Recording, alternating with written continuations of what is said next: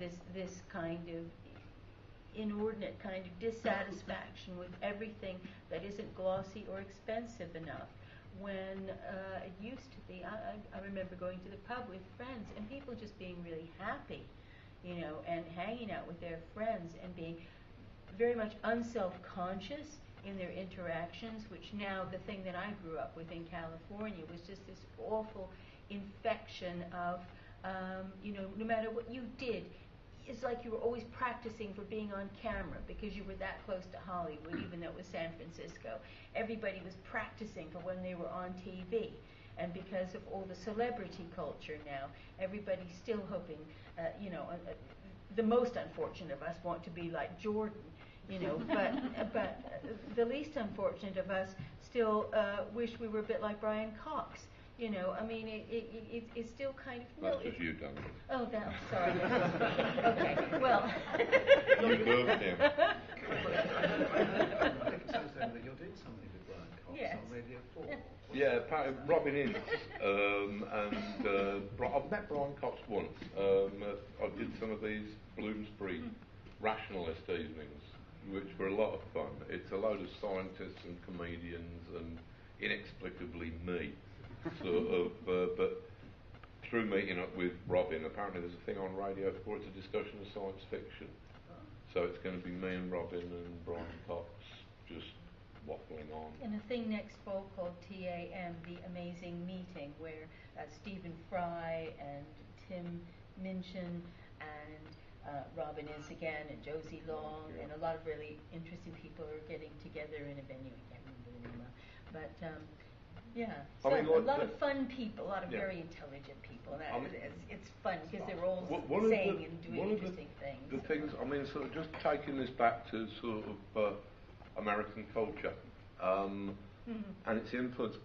I've now got to the point, yes, obviously it influenced me a great deal.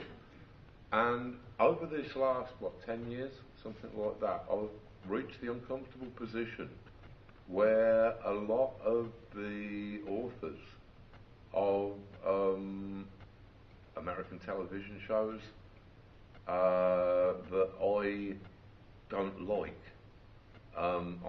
really don't like, are sort of citing me as their major influence, which is, it's all somehow come horribly full circle, and this is my punishment. It's like, and I sometimes think, what do they mean when they say that?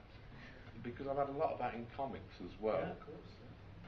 Yeah. Why are these things which I can't stand saying that they're influenced by me? And the only thing I can think of is that these people, when they read one of my books or something, they thought, right, so there was a franker attitude towards sex in it, and perhaps a franker attitude towards violence, and I didn't understand it. So this is the key.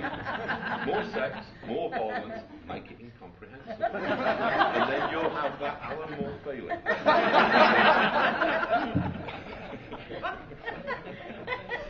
So you come to a point where you start off influenced by everything, and then at the end you realise that it's you that is having a toxic influence upon culture. You can't stop people misunderstanding or messing up on what you put forward. It just happened with Watchmen, where people misunderstood Rorschach and just thought, hey, let's have it all out, superheroes, psychopathic, and it's something you can't stop. You can't stop it, no. But it's people are going to miss it's the a bit message. distressing. But when you've got such high your hopes. stuff's still there. No matter what you do, your films or to your ideas, that's your true. stuff's there. People can find it, hopefully, and find the core of truth that's in your work. Yeah, well, I'd like to think so. I think we should probably wrap up soon now, shall we? Yeah. And so I'd like to thank very much Alan Moore and Melinda Gebbie, and you too for your great questions. Yes, thank you.